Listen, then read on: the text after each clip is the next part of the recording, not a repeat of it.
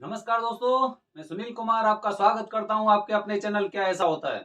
दोस्तों, पिछली जो मैंने दो वीडियो डाली हैं उन दोनों वीडियो में मैंने आपको कुछ जानकारी दी है कि पितृपक्ष में हमें कौन कौन से कार्य करने चाहिए और कौन कौन से कार्य नहीं करने चाहिए। दोस्तों, बहुत से मैंने लोगों के बारे में जाना है, बहुत से लोगों के ऐसे सवाल होते हैं कि सबसे पहली बात तो ये होती है कि क्या पितृपक्ष में हम पितृदोष की पूजा करा सकते हैं।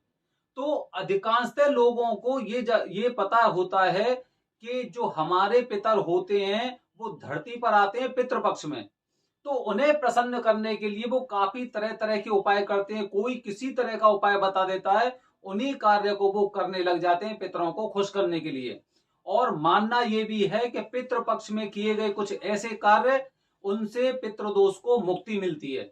लेकिन सबसे पहले मैं आपको एक जरूरी बात बता रहा हूं दोस्तों, पितृदोष से मुक्ति आपको पितृपक्ष में किए गए कार्यों से केवल 1 साल तक के लिए मिल सकती है। केवल 1 साल तक के लिए। क्योंकि जो पितृदोष होता है, पितृदोष का मतलब मैंने आपको दो कारण बताए थे। पहला कारण ये था कि अगर आपके पूर्वज किसी दुर्घटनावश इस पृथ्वी लोक को छोड़ के गए हैं। और दूसरा जो कारण बताया था, वो दूसरा कारण ये था दोस्तों कि अगर हमने सांप के साथ कुछ ऐसा किया है, जैसे अगर उसे मारा हो, मारने में मदद की हो या उसे मरते हुए देखा हो। ये दो विशेष कारण होते हैं पितृदोष के लिए। अब जिन पूर्वजों की आत्माएं अभी विचरण कर रही हैं, किसी लोक में वो अभी एक नई योनि में जाने का इंतजार कर रही हैं, जो उन्हें नई योनि प्राप्त नहीं हुई है, तो उनकी आत्माओं की शांति वो जब तक नहीं होगी जब तक कि हम लोग पितृदोष की पूजा नहीं कराते हैं। लेकिन ये होता है कि उनसे हमें कम से कम 1 साल तक के लिए मुक्ति मिल जाती है अगर हम कुछ ऐसे कार्य करते हैं तो दोस्तों, पितृपक्ष के कुछ ऐसे कार्य मैं आपको ऑलरेडी बता चुका हूं, क्या करना चाहिए क्या नहीं करना चाहिए, जिससे कि उनकी आत्माओं को बल मिले। आज मैं आपको वो कुछ ऐसी जानकारी दे रहा हूं कि पितृपक्ष में कुछ ऐसे किए गए दान जो आपकी जिंदगी और दुनिया बदल सकते हैं 1 साल तक के लिए। 1 साल तक के लिए। तो दोस्तों, आइए जानते हैं वो ऐसे कौन कौन से दान हैं जिनसे हम अपनी पितरों की आत्माओं को बल प्रदान कर सकते हैं और उनसे हम अपने इच्छित वरदान प्राप्त कर सकते हैं। और ये सारी चीजें आपको 1 साल के अंदर उसके परिणाम दिखाई देने लग जाएंगे। और अगर आपको ऐसा लगता है कि इन कार्यों को करने के बाद अगर आपके अच्छे दिन शुरू हो रहे हैं, तो मैं आपको सजेस्ट करता हूं, मैं आपसे निवेदन करता हूं कि आप उनकी शांति के लिए पितृदोष की पूजा अवश्य करवाइए। तो दोस्तों, ऐसे कौन कौन से दान हैं जिन्हें हम पितृ पक्ष में कर सकते हैं। तो इनमें सबसे पहली बात मैं आपको बता रहा हूं, जो सबसे महत्वपूर्ण दान होता है, वो सबसे महत्वपूर्ण दान के पीछे मैं एक लॉजिक भी बता रहा हूं कि पुराने समय में जब हमारे जो पितर थे, वो पूरे के पूरे, जैसे कि कहते हैं ना, एक गांव था पूरा हिंदुस्तान में, शहर बहुत कम थे, पूरा की पूरा जो क्षेत्र था वो गांव गांव की संख्या ज्यादा थी।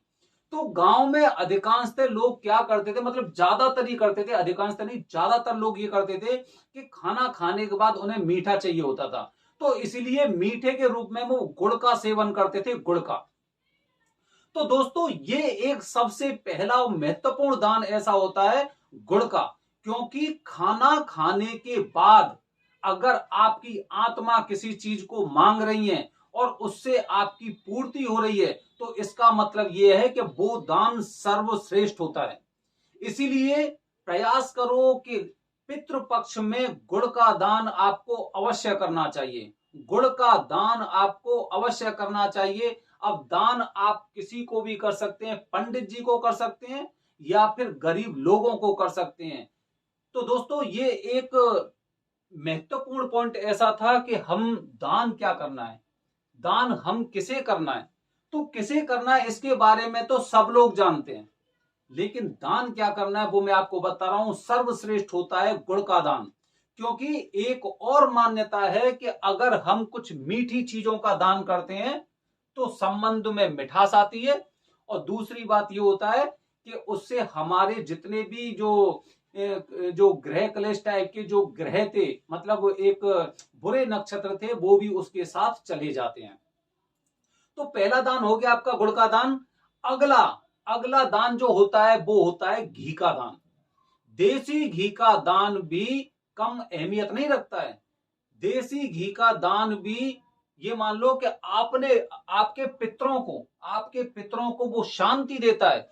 अगर आपके घर परिवार में कलह होती है, अगर आपके घर परिवार में परेशानियां चलती आ रही हैं, तो आपको पितृ पक्ष में आपको देसी घी का दान करना चाहिए। और प्रयास करना चाहिए आपको कि वो देसी घी गाय का होना चाहिए। अगर आप भैंस का देसी घी दे रहे हो तो जहां तक हमारी मान्यता है उसका कुछ खास फर्क नहीं पड़ता है, कोई फर्क नहीं पड़ता, उसे तो आप दान दो या मत दो।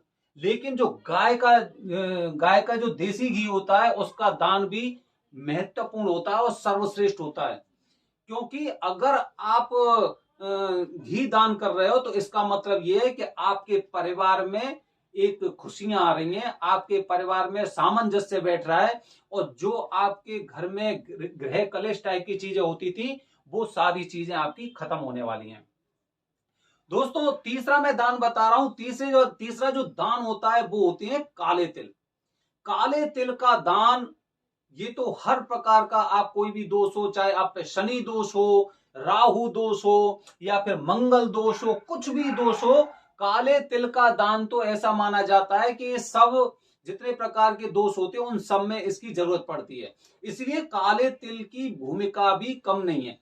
काले तिल का दान करने से भी हमारे जो पितर होते हैं उनकी जो अंतरात्मा होती है वो हमारे साथ मेल खाती है, और मेल खाने से वो हमें एक सदगति देते हैं, हमें एक सही रास्ता बताते हैं जिससे हमारा परिवार तरक्की करता है। तो दोस्तों ये मैंने 3 दान बताए। इसके अलावा जो दान होता है वो होता है अन्न का दान। अन्न का दान भी पितृपक्ष में हमेशा करना चाहिए। इसीलिए अन्न का दान करने के लिए हम लोग क्या करते हैं, पंडित जी को भोजन कराते हैं कि अन्न का दान कर रहे हैं। आप भी पंडित जी को भोजन करा सकते हैं या फिर गरीबों में कोई खाने पीने की सामग्री आप वितरित कर सकते हैं। क्योंकि अगर कहते हैं ना, आत्मा सो परमात्मा, अगर किसी भूखे इंसान की आत्मा अगर खाना मांग रही है और आपने अगर उसे खाना दिया है, तो आत्मा सो परमात्मा, उसकी आत्मा को ठंडक मिलेगी और उसकी आत्मा परमात्मा को वो संदेश भेजती है कि इसके खाने से मेरी आत्मा को सुकून मिला है, मेरा पेट भरा है, मेरी आत्मा तृप्त हुई है। तो परमात्मा तुम्हारे पितरों को और बल प्रदान करते हैं, जिससे कि वो थकते नहीं है और उनके अंदर एक ऊर्जा जागृत होती है। इसीलिए हमेशा प्रयास करना चाहिए कि अगर आप पंडित जी को भोजन करा रहे हैं वो ठीक है, कोई बात नहीं है, लेकिन कुछ ऐसे लोगों को भी आप दान कीजिए जो वाकई में भूखे रहते हैं। यहां से वहां तक जैसे हम कहीं पर जाते हैं तो हम देखते हैं काफी लोग भीख मांगते रहते हैं, काफी लोग सड़क के किनारे अपना जीवन यापन करने लग रहे हैं। तो ऐसे लोगों को दान देना भी, ये मान लो जैसे कि वो सीधा की सीधा आपका दान एकदम देवलोक में जा रहा है, वो दान भी करना चाहिए। इसके अलावा दोस्तों और कौन सा दान है, इसके अलावा अगर आपको दान करना है तो उस दान में कपड़े का दान भी होता है।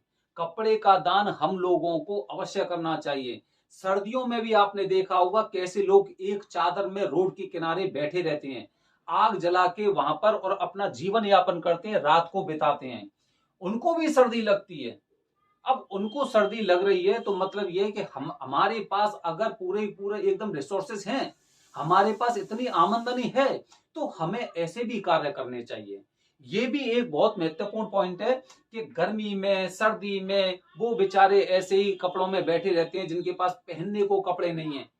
तो दोस्तों ऐसे लोगों को दान अवश्य करना चाहिए। पितृपक्ष के दान सीधे की सीधे आपके पितरों के लिए होते हैं, सीधा पितरों के लिए ये दान जाते हैं, जिससे कि हम लोगों को शांति मिलती है और हमारी इच्छा मनोकामना हमारे पितर हमेशा पूरा करते हैं।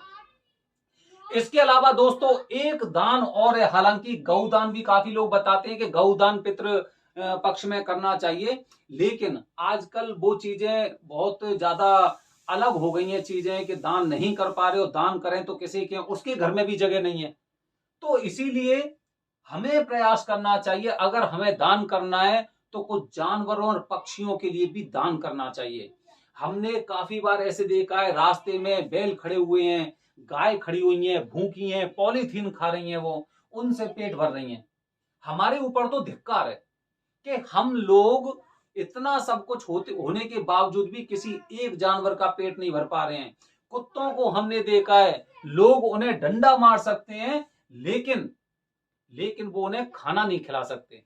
तो हमें इन चीजों का भी बेहद ख्याल रखना चाहिए कि कुछ जानवरों के लिए दान भी इसमें बहुत ही ज्यादा महत्वपूर्ण होता है, क्योंकि इस दुनिया में सबसे ज्यादा समझदार इंसान को बताया जाता है।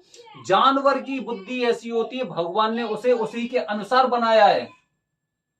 तो इसीलिए उनकी कुछ जरूरतों को हमारे द्वारा पूरा किया जाना चाहिए, जिससे कि हमारे पितर बहुत ज्यादा प्रसन्न होते हैं, बहुत ज्यादा प्रसन्न होते हैं। तो दोस्तों, ये मैंने आपको अपनी वीडियो के माध्यम से बताया कि हमें कौन कौन से दान करने चाहिए।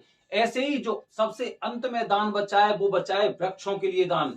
अगर आप अपनी जीवन में अगर एक पीपल का वृक्ष लगाते हैं या फिर किसी भी चीज का वृक्ष लगाते हैं, किसी भी तरह का लगाते हैं, और उसका पूरी तरह से अपने बच्चों की तरह, अपने बेटे की तरह अगर उसका पालन पोषण करते हैं, उससे बड़ा करते हैं, तो आपके परिवार में से, आपके पूरे खानदान में से वो समस्या हमेशा हमेशा के लिए खत्म हो जाती है। ये हमारा मानना है और हमने ये चीजें महसूस की हैं, लोगों के साथ देखी हैं। जिंदगी में अगर आप एक भी वृक्ष लगाते हैं तो उसका परिणाम ये होता है कि जो भी उसकी छांव में बैठता है, जो भी उसके फल खाता है, या फिर जिन लोगों को भी, जैसे पीपल का पेड़ लगाया तो उससे ऑक्सीजन मिल रही है, तो जिन लोगों के अंदर भी वो ऑक्सीजन जा रही है, हमारे पितरों को शांति मिल रही है और हमारे आने वाली पीढ़ी को भी वो शांति मिल रही है कि वो हमारी दोष मुक्त पीढ़ी होगी।